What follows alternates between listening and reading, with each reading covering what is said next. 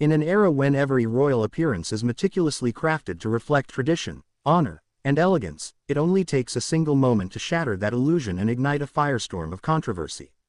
Queen Mary of Denmark, an icon of grace, diplomacy, and royal devotion, recently stepped into the spotlight in a way no one expected, and the repercussions have reverberated through the halls of power, the streets of Copenhagen, and the hearts of loyal citizens across the globe. What was supposed to be a routine royal engagement turned into one of the most scandalous and talked about moments in modern Danish monarchy. As she arrived at the event, cameras clicked furiously, eager to capture another picture-perfect image of the beloved queen. But what unfolded before the lens was something entirely different. Observers gasped. Royal watchers blinked in disbelief. Social media exploded with speculation, critique, and sheer astonishment. Queen Mary appeared in a manner that defied the conventions of royal decorum, triggering a domino effect of rumors, judgments, and international headlines.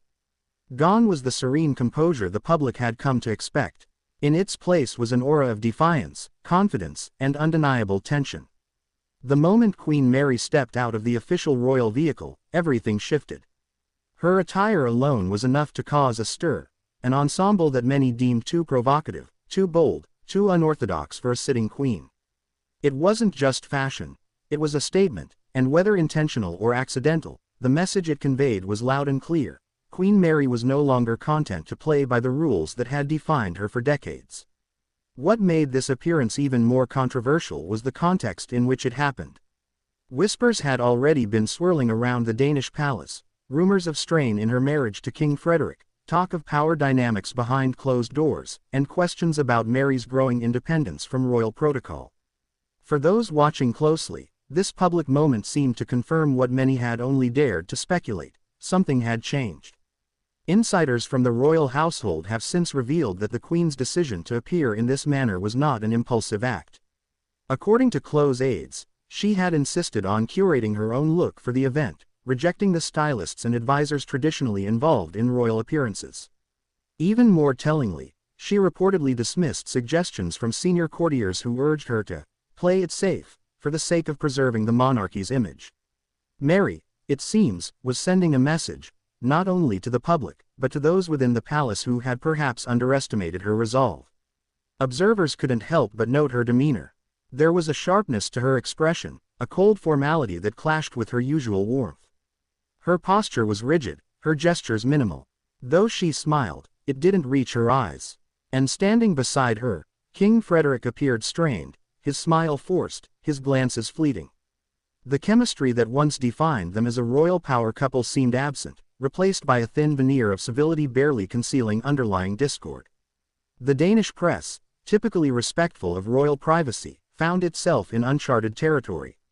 Front pages were splashed with phrases like, "Mary's bold rebellion," "crisis in the palace," and "the Queen's silent statement." Even reputable international outlets like The Guardian, Le Monde, and the New York Times weighed in, drawing parallels to previous royal controversies from other European courts. Royal analysts, fashion critics, political commentators, all offered their theories, but none could definitively explain what had caused the shift in Mary's public persona. What followed in the days after was a whirlwind of damage control and escalating curiosity. The palace issued a brief, tightly worded statement emphasizing the Queen's dedication to her duties, and dismissing the incident as a matter of personal expression. But this only fanned the flames. If it was simply personal expression, why did it carry the weight of a royal rebellion? And more importantly, what exactly was Queen Mary expressing? Some say the Queen is asserting her individuality after decades of fulfilling ceremonial expectations. Others believe she is reacting to private struggles within the monarchy, perhaps tensions between her and Queen Margrethe, or disagreements over her children's future roles in the royal household. There is even speculation that the Queen is positioning herself for a new chapter in her public life, one where she calls the shots, challenges outdated expectations, and redefines what it means to be a modern monarch.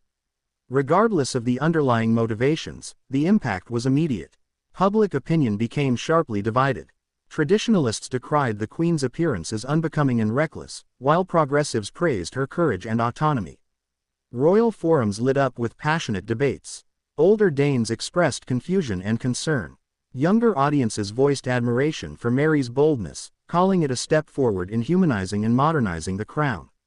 Meanwhile, body language experts began dissecting every frame of video footage from the event. They noted subtle signals, tightened jawlines, crossed arms, a deliberate avoidance of eye contact between Mary and Frederik. These small but significant details seemed to reveal more than any official statement ever could. Could this be the beginning of a personal crisis spilling into the public arena? Or was it a carefully choreographed move by a woman reclaiming her narrative? As attention intensified, Queen Mary continued with her scheduled duties, showing no signs of retreat. If anything, she appeared more determined.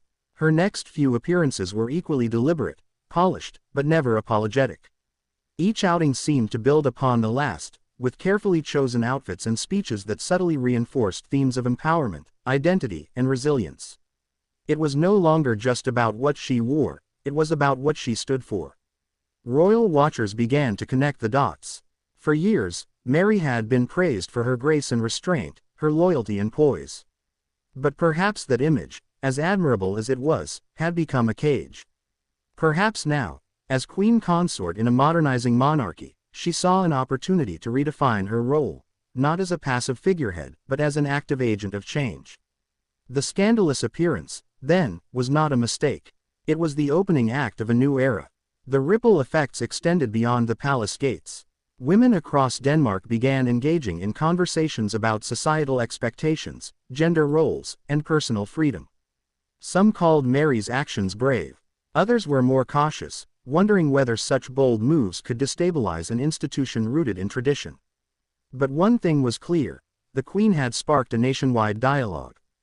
Behind the scenes, sources close to the monarchy revealed that Queen Margrethe had expressed concern over the incident, allegedly warning that public trust in the crown could be eroded if such behavior continued. But those same sources say that Mary remained firm, insisting that the Danish people deserved a monarchy that evolved with the times. If the monarchy wanted to remain relevant, she believed, it needed to adapt, and adaptation required courage. Amidst the chaos, an even deeper layer of intrigue emerged.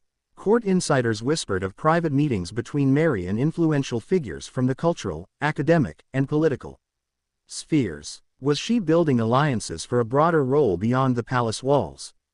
Could this scandal mark the beginning of Mary's transformation into not just a queen, but a national reformer? Only time will tell, but the momentum is undeniable. As the dust begins to settle, one can't help but marvel at the sheer force of Queen Mary's presence. Whether you view her actions as scandalous or revolutionary, there is no denying their impact. She has forced an entire country to look beyond the surface, to question assumptions, and to reimagine what leadership can look like. In an age where authenticity often clashes with expectation, Queen Mary's defiance may very well prove to be her greatest legacy. So now, with the world watching and the palace reeling, one must ask, was this moment a crisis, or a catalyst? Is Queen Mary's scandalous appearance a sign of internal royal turmoil, or the dawn of a new, more honest era in Danish history? What do you think? Has Queen Mary shattered the royal mold forever, or is this only the beginning of a deeper, more complex transformation within the Danish monarchy? Please don't forget to subscribe, like, share, and leave your thoughts in the comment section below. We want to hear what you think about this royal twist.